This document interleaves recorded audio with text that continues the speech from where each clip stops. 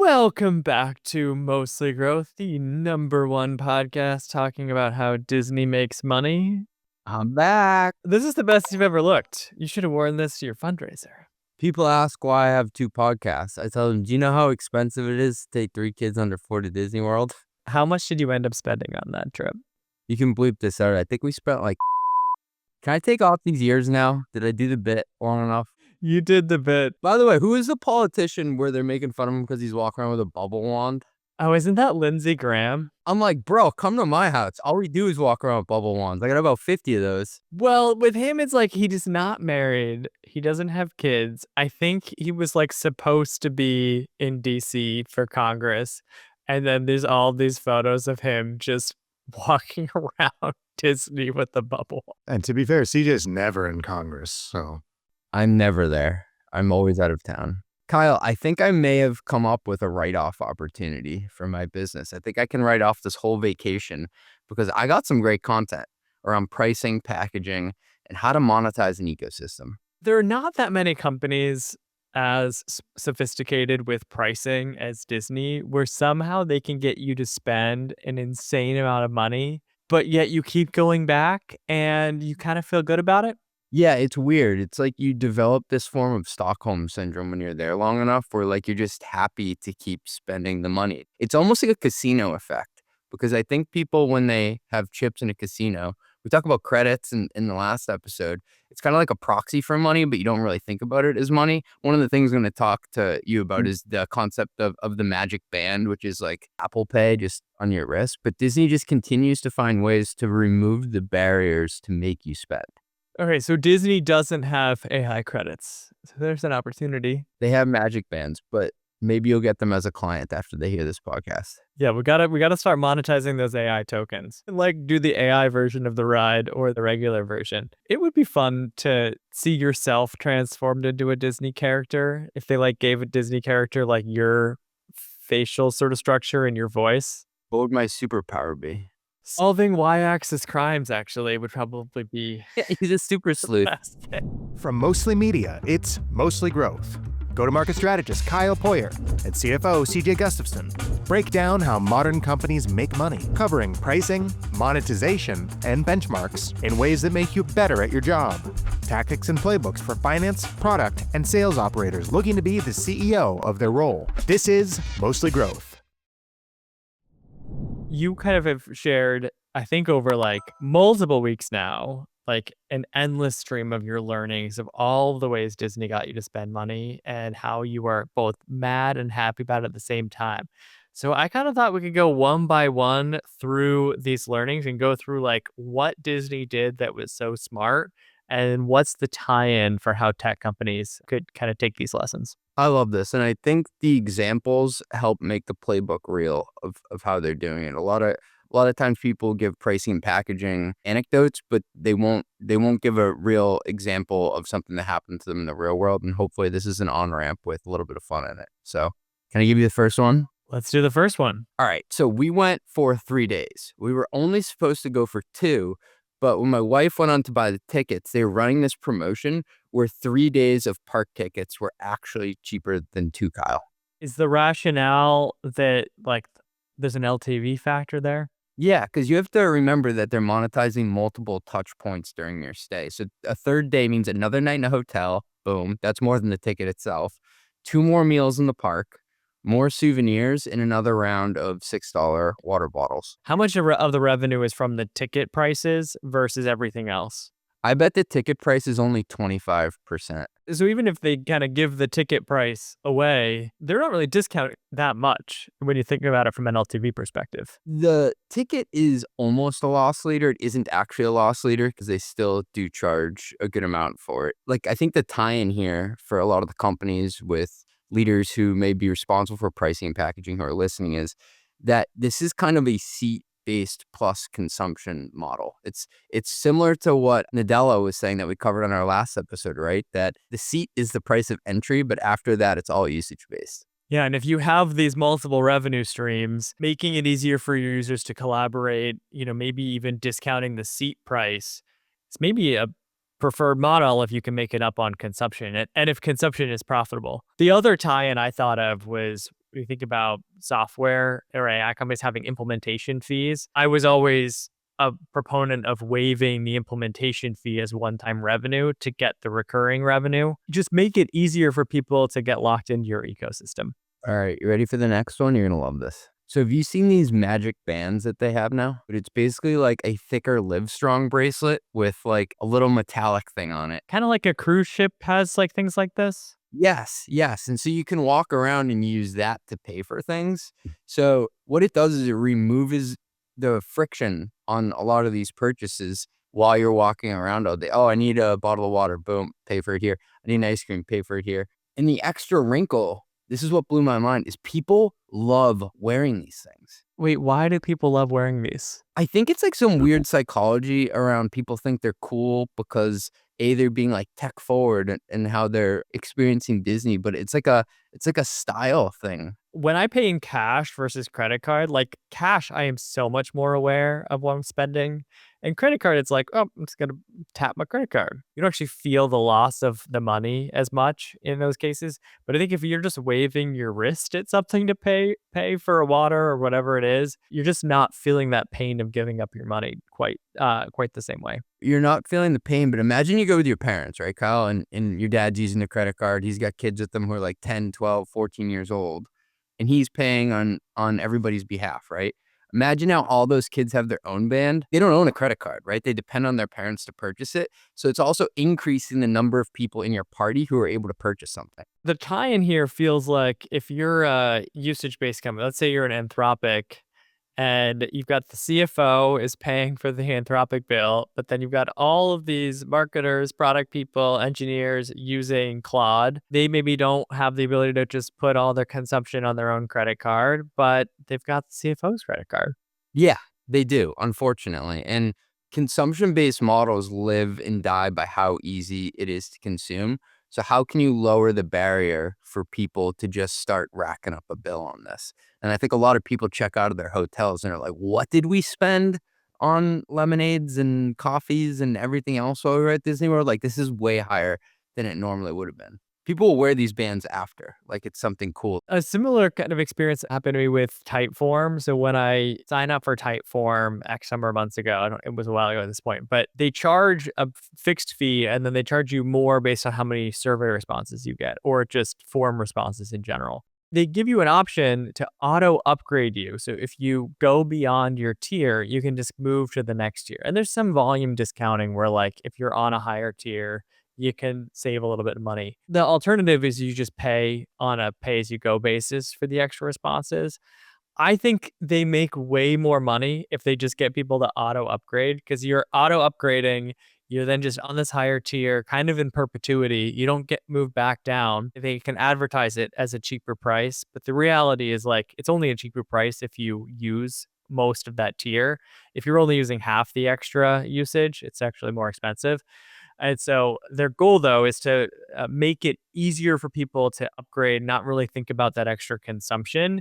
And the lower friction you can make paying, the more money you'll make. Nailed it. Hey, thanks for listening. We'll be right back after a word from our sponsors. When I went all in on my newsletter, Growth Unhinged, last year, I quickly decided it was time to make the switch to beehiiv. I chose beehiiv because they're serious about powering the internet's best newsletters. beehiiv's all-in-one platform brings together newsletters, websites, and every tool you need to grow and earn. And they keep making it better. You can now launch, host, and monetize your podcast entirely on beehiiv. You can host webinars on beehiiv, and you can access beehiiv through the new MCP. I just use beehiiv's MCP in Claude Cowork to audit my site, prioritize SEO fixes, and analyze subscriber trends. It's my newest obsession. If you care about owning your audience, beehiiv is a no-brainer. Try beehiiv for free by going to beehiiv.com. That's beehiiv.com. Use Kyle30 for 30% off your first 3 months. Ali and the team at Tabs are building something that directly addresses one of the biggest headaches I see finance teams deal with today. Pulling data from your ERP, your CRM, your FP&A tools, and your usage systems and actually making it all work together. If you're running usage-based pricing or complex contracts, you already know how this usually plays out. Contracts live in one system, usage data lives somewhere else, billing happens in another tool. RevRec gets layered on top at month end, and finance ends up just reconciling everything by hand to close the books. This is exactly the problem Tabs was built to solve. Tabs is an AI-native revenue platform built for controllers and CFOs. It brings together data from your ERP, CRM, and real product usage into a single system of record. From there, it automates billing, collections, and revenue recognition without finance having to duct tape workflows together every month. If usage-based revenue is core to your business, this is the future of how billing and RevRec get done. Go check them out at tabs.com/run. That's tabs.com/run. When I looked to set up my first CRM at Growth Unhinged, I knew I wanted something that was actually AI first. The world has evolved. Most CRMs are still stuck in the 90s. I found Lightfield, the CRM that remembers everything and does the work for you. It joins all my sales calls, reads my emails, and has the full context on every account. At this point, Lightfield knows my deals better than I do. I haven't had to set up a single CRM dashboard. Instead, I simply ask Lightfield questions like, which deals in my pipeline are most likely to close, or who do I need to follow up with today? It even automatically prepares me for meetings with a personalized daily briefing, and setup was quick and surprisingly painless. Lightfield is my sales coach, RevOps analyst, therapist, EA, all in one. See Lightfield for yourself with a 14-day free trial. Connecting data from your inbox takes just 5 minutes, and you can migrate in under an hour. Go to lightfield.app, that's LIGHTFIELD.app, and use code MOSTLYGROWTH to get 3 months free. All right, this next one, I think Ben's going to love this. Ben, are you a Lightning Lane guy? Oh yeah, you got to do it. Lightning Lane, it used to be called FastPass, right? I didn't realize they rebranded that. Why did they do that? I don't know why. I thought FastPass was pretty self-explanatory. Did FastPass just not sound fast enough? They wanted to make it very clear that Lightning Lane is something you pay for. FastPass was that previous thing, you know? You're right. That is exactly why. FastPass, you could do, what was it, like up to 2 a day or something like that, but it was included with everybody's ticket. It was like time-based, where if you got like a, 10 o'clock FastPass or something like that, you could use it, and then you would get a new one. Later in the day, you would go, if you got one for 7 p.m. and it's like 10 a.m. now, you wouldn't be able to get another FastPass until after that. Lightning Lane is Disney's Skip the Line product.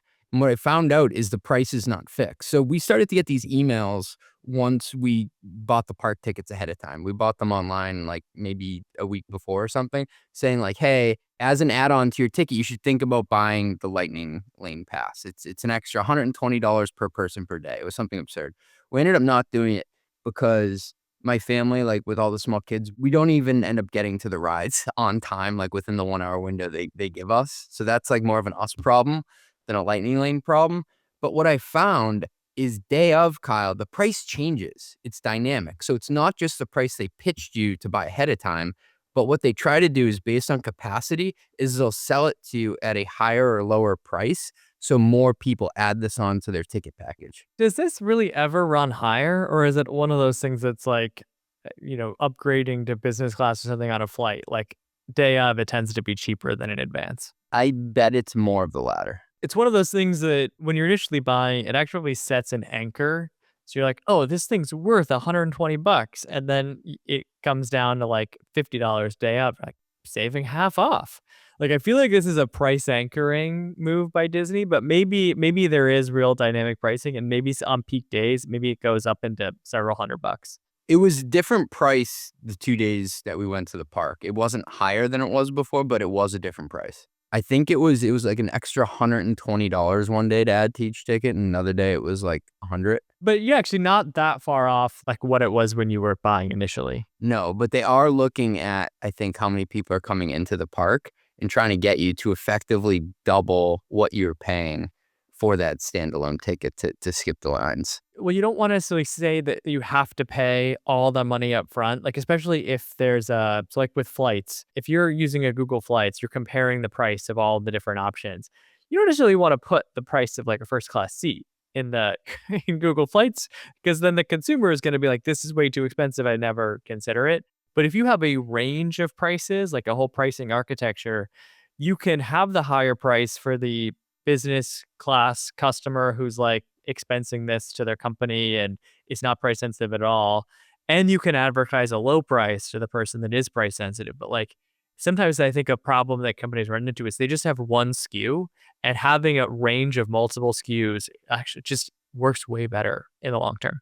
And what I find, especially on vacation, I think this applies to the business world too. There are some people who plan like crazy ahead. They're maniacal planners. They want every detail locked in, and they'll go and they'll buy the lightning pass up front. This allows them to also take advantage of the spontaneous people who show up, they're feeling good, they're on vacation, they're not thinking about their price sensitivity as much and say, you know what, I want to treat myself to a day here. I'm really looking forward to these rides. Kind of similar to like some CFOs commit to a certain amount of consumption around something, and others will let it ride throughout the month and say, you know, we can spend a little bit more on this. Sometimes when you only compensate the sales reps on upfront commitments, they're like really incentivized to get that fast pass purchase up front. I get that you like locking in the revenue earlier, you like, being able to collect that cash, but sometimes you're just overly discounting on that initial deal, or you're slowing down the initial deal because you're selling too many things, and it's better to just get someone to buy, and then you can sell them fast pass later. I completely agree. Get them to buy the core thing and then get them to add other stuff on top later. Yeah, and let reps share in that upside if there's expansion after the initial deal. Yeah, because if you pitch me on it's $300 per ticket per person on the park, I'm like, F that. Like, are you kidding me? But if it's 150 and then later I'm like, another 120 to skip the line, I mean, I don't even remember that 150 I spent 10 days ago. All right, so we've talked a lot about ticket prices, but you're spending a lot of money on things that are not tickets. Give me another example. I am, but I'm also saving, Kyle. I forgot to tell you this.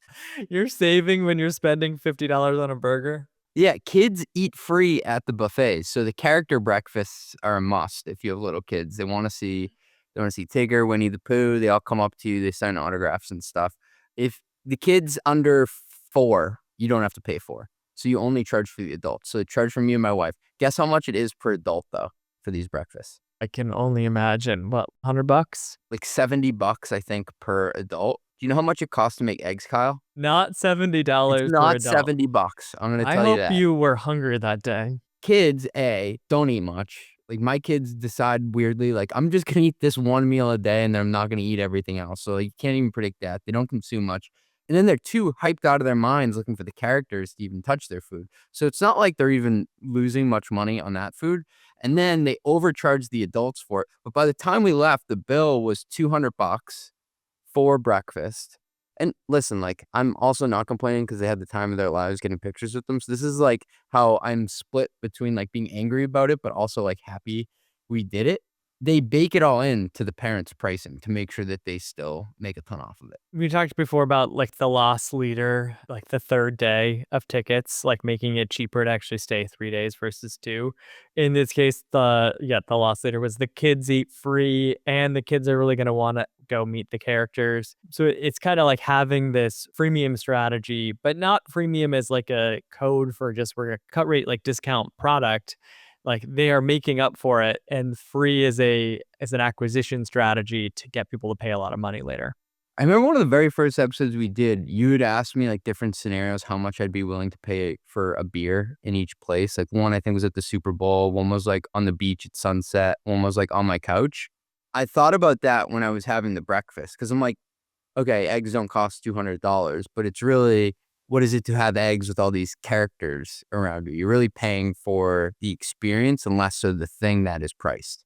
Totally. It's all about positioning, right? Like good tap water for basically for free. You could buy water bottles in bulk at Costco, which I'm sure Ben does, or you could buy water at Disney or on a plane or wherever else. And like the price, water is like the most commodity thing imaginable, and the price can vary like 1,000x. What I find interesting is that not only can the price change, but like for companies, the positioning around the pricing matters a lot. And I think that's something a lot of companies mess up on. Like they might have a premium price tag, but then they don't position it as a premium product.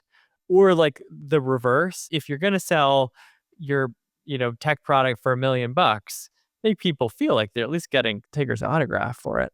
This is by far the most egregious, and it really grinded my gears. So we get there late the first night, too late to take them out for a sit-down dinner. So we say, let's just grab pizza on the boardwalk. So if you've ever been to the boardwalk, it's awesome. They have like carnival games going on. They got like all sorts of entertainment, music, these like 4-person bicycles. And they have this pizza place, right? You walk up and you order. They're selling jumbo slices. Do you know what a jumbo slice is, Kyle? A jumbo slice. Does it look like a Costco size slice? It's like if they took a a pie, but instead of cutting into 8 slices, they only make it 4. They have cheese, $10 a slice, pepperoni, $12 a slice. So we took a normal pizza, okay?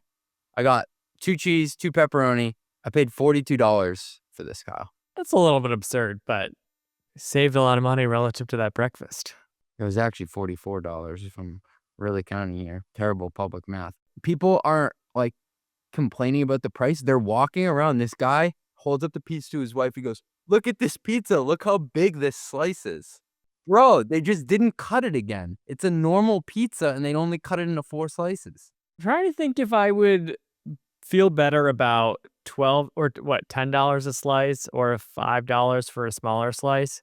I guess you do kind of feel a little bit better about the 10 because you're getting a lot for your money versus like if you feel nickel and dimed where you're spending a lot of money and the thing you get is really tiny, it just feels like for whatever reason that like grinds your gears more. But I was the only one doing the effective pizza rate on this. Everyone else was enjoying their time at Disney. The way you package things up can matter a lot. And I think this is partly why so many companies are moving towards this idea of like seat with an included consumption and then extra consumption on top of that. Like a seat feels like it's worth a certain amount. So it's like, I'm going to pay $20. I'm going to getting all this stuff for my $20.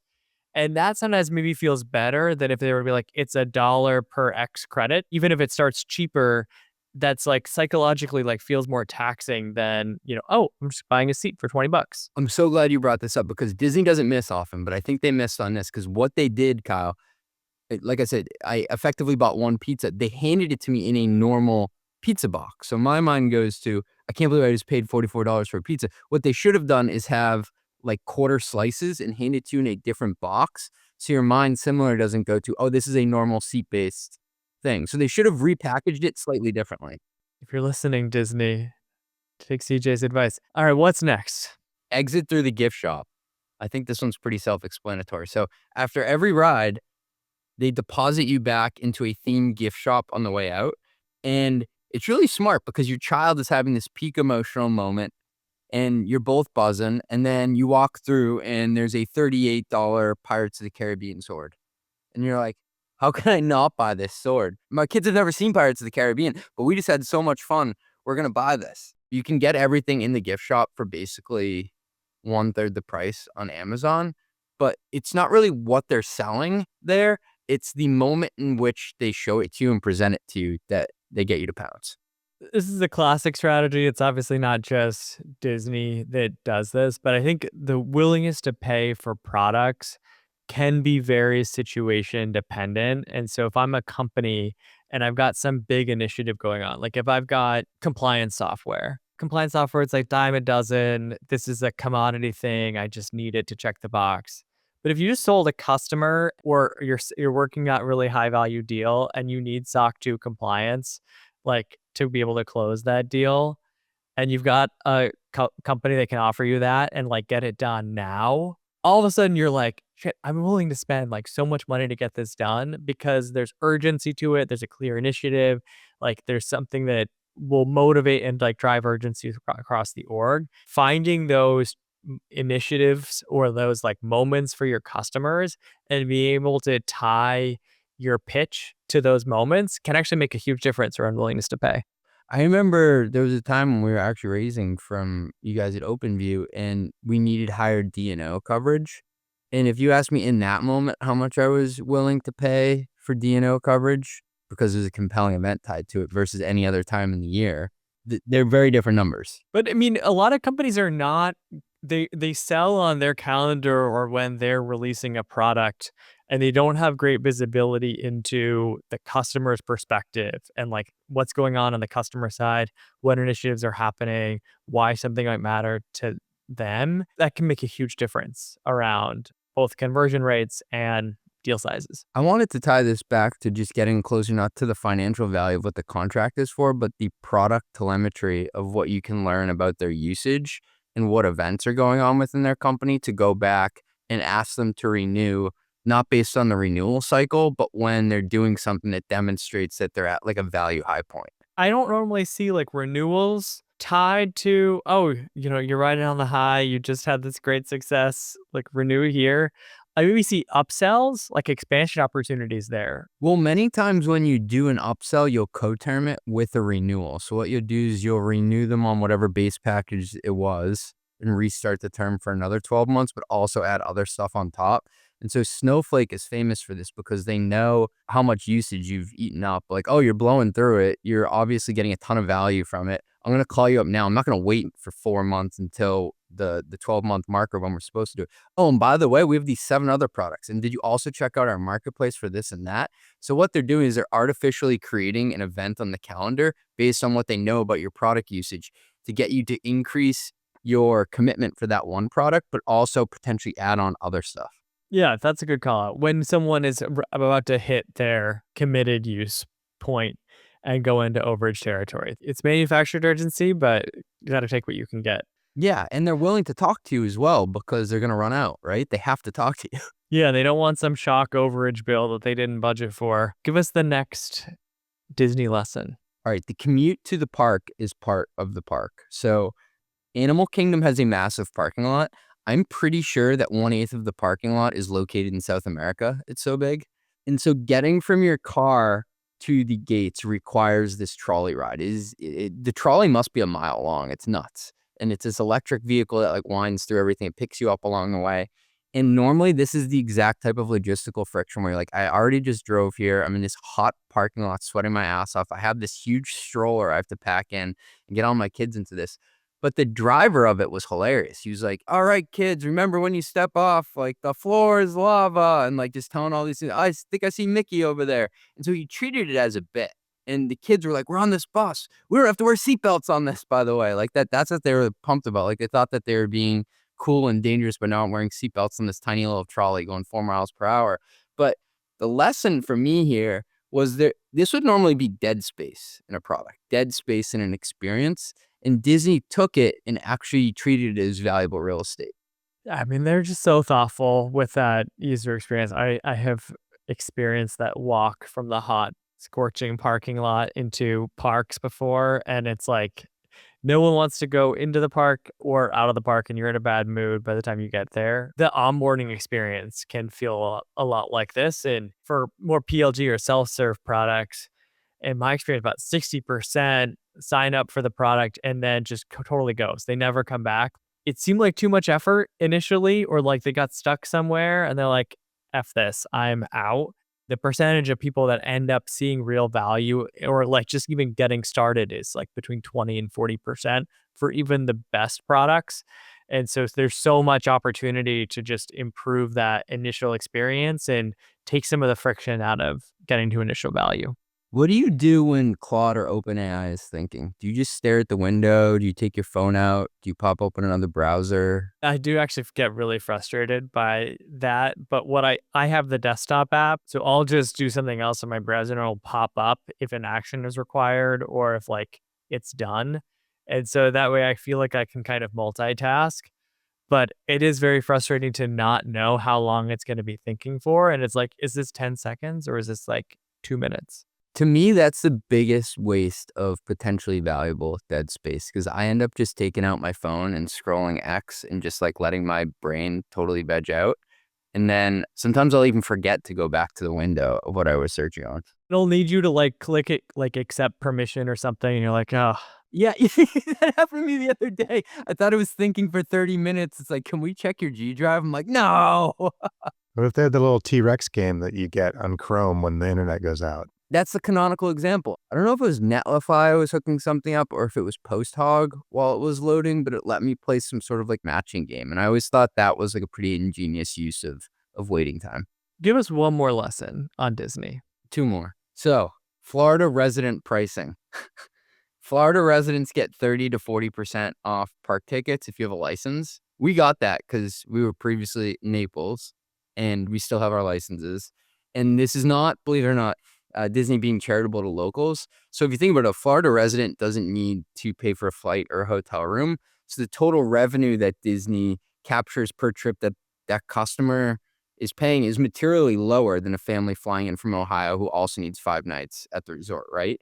but they're right sizing it so they can attract more people from the area and segmenting their audience in a way that they know how much they're willing to pay. I grew up in Southern California and it was near Disneyland. I think Disneyland did the same thing for locals. And I think with locals, they were more likely to just go on a weekday. It was easier for them to go. So if there was extra capacity in the park, it was a great time to like discount the product for locals. It's this idea of like, it's more flex capacity. You're going to lock in your core revenue from these, out of state visitors that are your big spenders, but there's always some flex. And like, you don't necessarily want to ignore that flex audience. What did this remind you of or teach you when it comes to segmenting and pricing based on your audience if you sell tech? I mean, a lot of tech companies have a standard pricing model that's like, hey, it's based on this many seats or this much consumption or whatever it is. And they don't actually vary it based on segments, but like in the real world, there's senior pricing, there's resident pricing, like there's all kinds of special pricing for different audiences.